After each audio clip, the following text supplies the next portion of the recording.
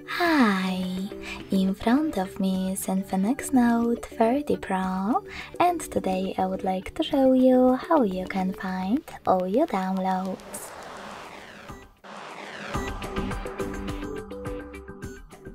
Begin by opening an app called Files and selecting Browse at the bottom in the middle.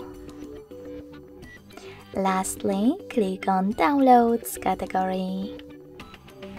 As you can see, all my downloaded files are over here. To access one, just click on it. Thanks so much for watching. If you enjoyed this video, don't forget to leave a like, comment and subscribe. Bye!